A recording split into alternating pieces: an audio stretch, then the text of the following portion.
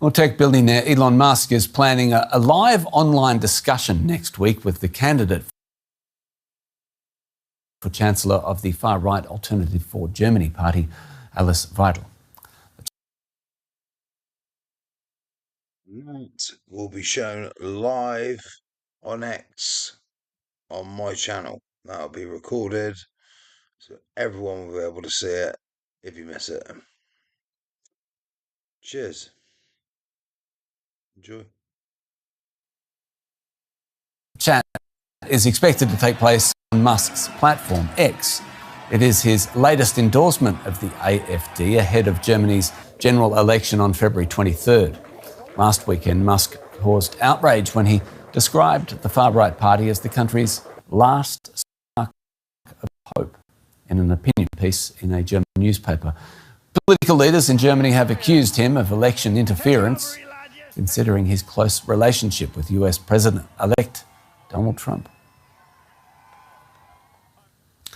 Let's talk to Jonathan Katz then, Senior Director of the Anti-Corruption, Democracy and Security Project at the Brookings Institute. Good to have you with us. Musk is supporting the far-right AFD party, even though it seems on just a very thin look at their policies that they are against bilateral partnerships with the USA or even promoting electric vehicles. With that in mind, what do you think it is that Musk wants from this relationship? Yeah, well, one, Mr. Musk is not shy about endorsing or getting into the mix of the political fray, particularly in U.S. allied countries like the UK and Germany. We've seen him try to play a role in Brazil and elsewhere globally. And he, has reportedly engaged with autocrats as well, like Mr. Putin and others. So this is not a surprise that he's engaged. But one thing is certain, he does have the ear of incoming President Trump, and it's somebody that foreign leaders will certainly have to figure out how to deal with. But his interests in sort of far-right political parties in Europe and globally is quite disconcerting, but it's pretty much par for the course from what role he took in the Trump re-election campaign that just passed as well. So I think Germany's getting a little bit of a dose of what the United States just went through, but other countries as well, including partners and allies. Jonathan, you mentioned quite rightly what he got out of the US election campaign. Looking at what he achieved in the US, do you at least understand tactically why he would at least try and find another political ally in Germany, home to a very slowly adapting car industry? Yeah, I think there's the Elon Musk, his own economic interests and what he is seeking with partners globally. And then there's one that's playing this role with President Trump in his right ear or left ear.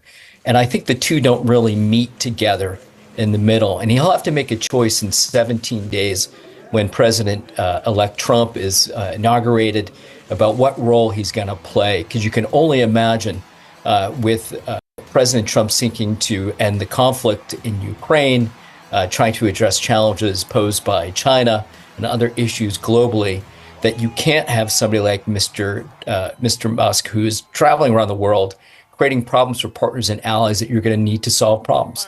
So I think what you're seeing is that Musk has his own interest, but then there's the interest in the United States. And I think these things are going to come head to head.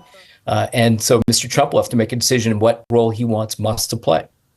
Jonathan, do you think he can achieve the same amount of clout in Germany or Europe as he enjoyed in the US? Is the German system really built to withstand a billionaire who seeks influence? When you look at polling numbers in Germany for the upcoming election in February, you've kind of seen a very steady state in terms of polling. I think it's very unlikely in Germany specifically that Musk will have the outsized influence he may have had in the U.S. election. And that's even debatable as well in terms of his overall impact. And so I think it's really Germany is a strong democracy. Citizens in the country have been through multiple elections before. There's strong politicians, political parties. Some may even like to see conflict with somebody like Musk publicly to gain more attention and to show a contrast between other political parties. But when we look at the numbers, I don't think this will have a huge impact on the outcome of the German election.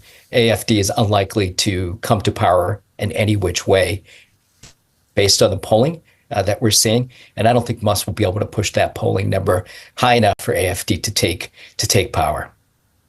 Jonathan Katz, it's been great to talk to you, Senior Director of the Anti-Corruption, Democracy and Security Project at the Brookings Institute. Thanks so much. Well, Thank you. we shall see.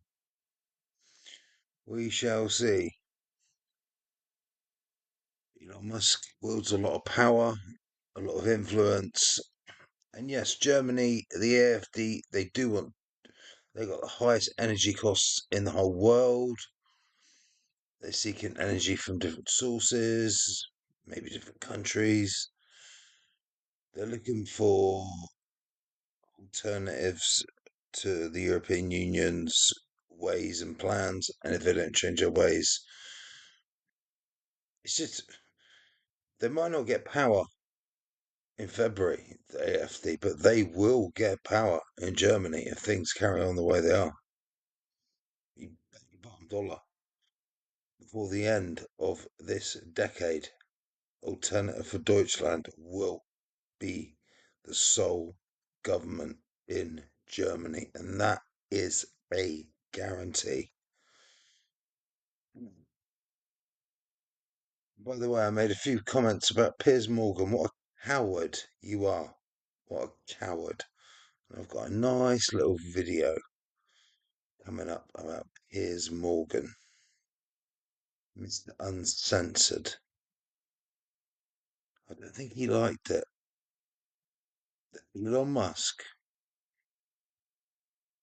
made silenced, so watched again, and his lies exposed. So that's the power of Elon Musk. They say, oh, Alternative for Deutschland, they can't get in power, they can't get a coalition. Or what if they just won the election outright? I doubt they do it this time, but in 4 years' time afterwards, we shall see. Anyway, if you like this sort of content, don't forget to hit the subscribe button, like button, and share button. Cheers, guys.